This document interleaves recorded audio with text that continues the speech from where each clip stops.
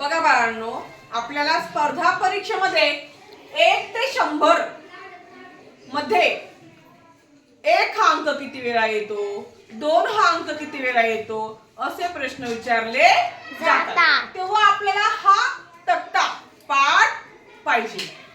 प्रत्येक स्पर्धा परीक्षेमध्ये या प्रकारचा एक तरी प्रश्न 2 मार्काला विचारला जातो.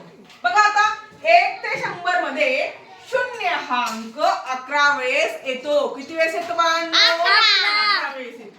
तुम्ही हे पाठच करून ठेवायचं. काय करायचं? पाठच. आता हा 1 हा अंक 21 वेळा येतो. किती वेळा येतो? 21. अगदी बरोबर. आता असं विचारलं की 1 ते 100 अंक 1 ते 100 मध्ये 2 हा अंक किती वेळा येतो? तर 2 हा अंक 20 वेळा येतो. किती वेळा येतो?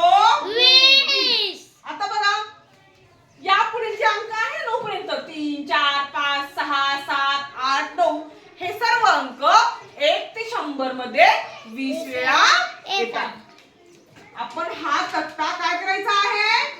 लक्षात ठेवायचा आहे आणि पाठ करायचा आहे. प्रत्येक स्पर्धा परीक्षेमध्ये एक तरी प्रश्न या तक्त्यावर आधारित असतो. समजतं का तुम्हाला बाळांनो?